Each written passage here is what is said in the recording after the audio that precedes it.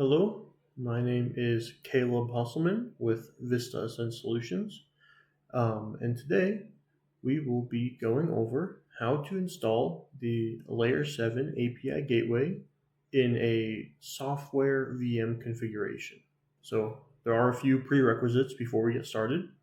Obviously, you will need a server to host the gateway. So in this example, I will be using a Amazon AWS EC2 instance. There are minimum requirements that must be met, and those do include the ability to obviously reach it through outside traffic, whether that be through some form of load balancer or just opening it up to outside traffic. You will want a processor that has at least dual cores and at least 2 gigahertz or faster. You'll want at least 4 gigabytes of memory, although 8 gigabytes and above is recommended. You will need the operating system for the virtual machine will need to be running a Red Hat Enterprise Linux build, either version 8 or version 9. You will need the JDK version 17 if you are going for the latest version of the gateway. And then there's a bunch of other optional things like databases and other softwares that can be installed alongside it that we will be maybe talking about later. So with those, so that is just the minimum requirements for your server. You also need to obviously make sure that the server is able to receive traffic on port 8443, which is where the gateway goes through. You will also need a gateway license to be able to activate it. That can be obtained through Broadcom and through a Broadcom representative.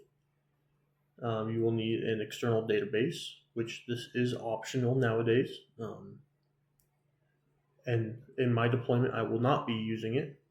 However, we may be able to show off how the database is used and how it can be set up and configured in a later video. And then obviously you will need the gateway installer package, which can be obtained through, again, a Broadcom representative. All right, to get started, you will need to get into your EC2 or your virtual machine. So I will just be using PuTTY for this. So as you can see, I am using AWS. So the first thing you will want to do is go into your gateway as a root user, which is what I will do now. First thing you are going to want to do is get your installer set up on your virtual machine, which I have already done. As you can see, I have my Layer 7 API Gateway software installer for version 11.1, which is what I'll be showing off. And then I also have my gateway license. You can, once you get the zip file for the installer, you can use something like WinSCP to be able to send it over to your virtual machine. So what we're going to want to do is first unzip the package. So you'll just have to do unzip and then the file name. All right. So you can see it is extracting everything, creating and extracting different files. All right, so you can see now I have a folder there, the Layer 7 API Gateway Software Installer Upgrader 11.1, which I will then cd into.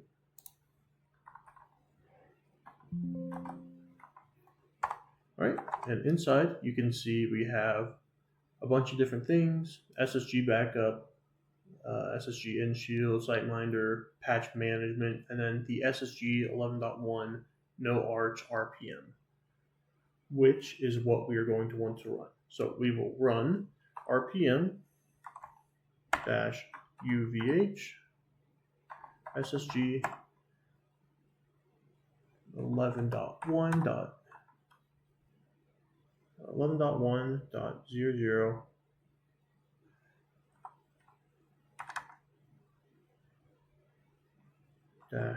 -17707 .no arch .rpm.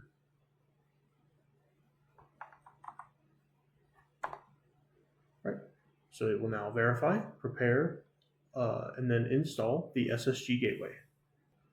Installation has finished, so now we will verify to make sure it is good. So we'll do RPM-Q, and then we'll search SSG.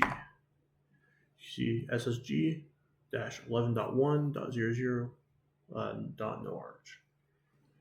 This is an optional thing, but I do recommend doing it, is cd into /opt secure span gateway runtime, etc.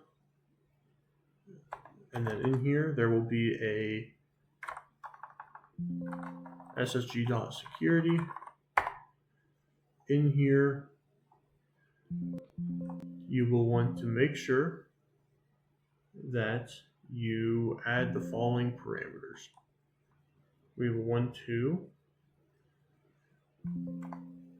come in here and make sure crypto.policy equals unlimited.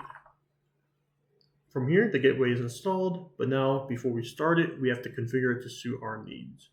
So now as a root user, we'll go back to cd opt secure span gateway runtime bin, which in here you can see the gateway.sh and the setup and the upgrade, everything like that. So we are just going to run the setup.sh,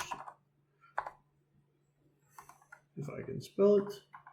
All right, so now we are going to want to select number 2 to configure the Layer7 API Gateway. So we can see now it has a couple of it'll give us a couple of things to go through. And so it will ask you to enter the JVM path.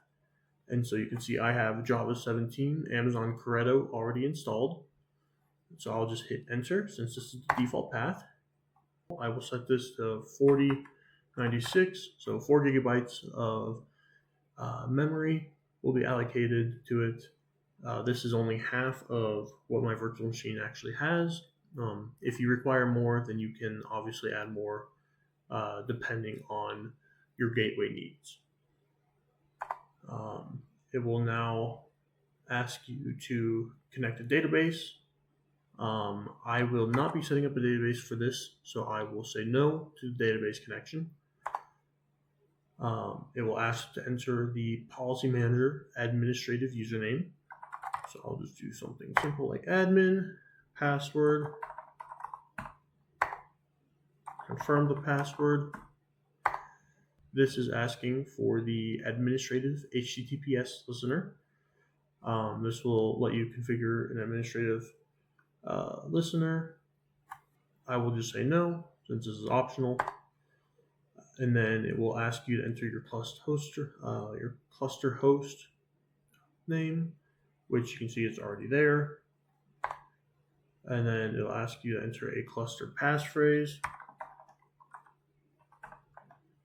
Confirm it.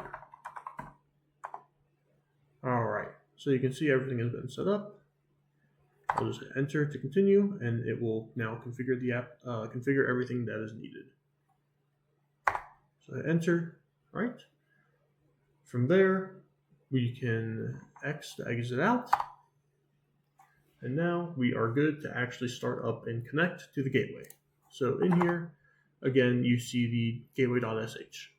So all we have to do, this is again in the bin of the gateway files, just run period gateway.sh. And then we do start to get the start. And now all we have to do is wait. And so we'll give it a few minutes. It will pop up saying done pretty fast, but we will now need to wait about 2 minutes for the gateway to fully get started. And once it is, we will be able to connect to it. All right, it's been a few minutes now. And so now we are going to get into the policy manager and see if we can access the gateway. So here I'm just going to type in my credentials that I set. The gateway is going to be the IP address of the gateway that we are trying to connect to, which in my case is going to be this, followed by port 9443 for management. I'll click OK. It will then pop up saying that the certificate is actually claiming to be this one, which is the IP or the internal host name that was set in the configuration, but I'm trying to access it through this IP.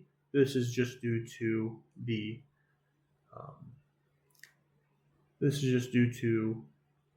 way Amazon sets its stuff. So I'll click OK. It will log in. Now it will ask me to install a license. So now I'll just go install license, video tutorial, license.xml. All right. So now you can see we are onto the API Gateways Policy Manager homepage, or onto the home of the Policy Manager. And so just real quick, we are going to set up a catch-all. Just a simple service that will catch any traffic trying to enter into our gateway. All right. So just click finish on it.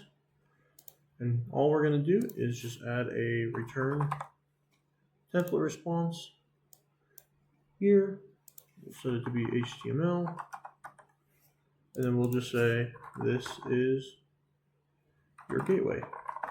Something along those lines, just so you know. We'll save and activate the policy. Bring over a web panel and go HTTPS. Boom, port 8443.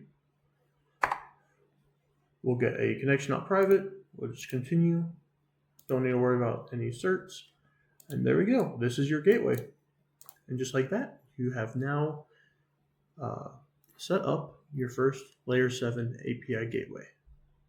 If you decide that you need to uninstall your gateway for whatever reason,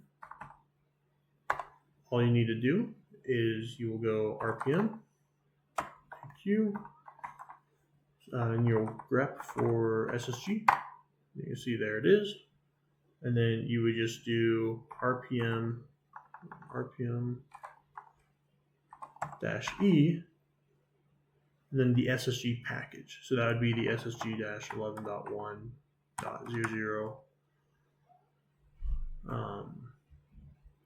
And so this will completely uninstall the gateway.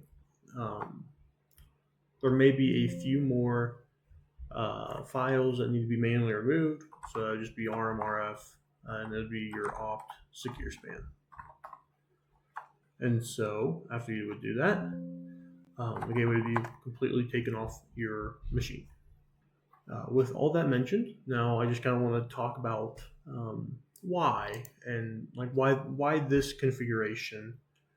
The software configuration was created by Layer 7 and Broadcom for people that did not have the need to have a full appliance gateway. So before containerization and cloud and everything was on premise.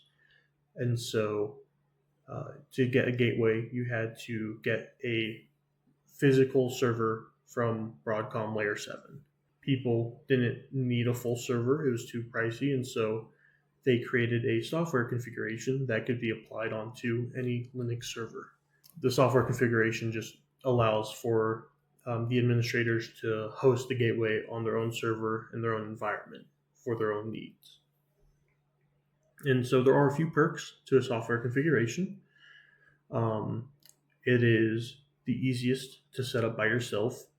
With an appliance gateway, you obviously have to rely on the physical servers that were given to you by Broadcom. With cloud-related solutions like Kubernetes and deploying a gateway through that solution, there's a lot of overhead. So that means load balancers, managing tools or scaling products, all these different management tools for containers. You have to worry about all that additional hardware and software.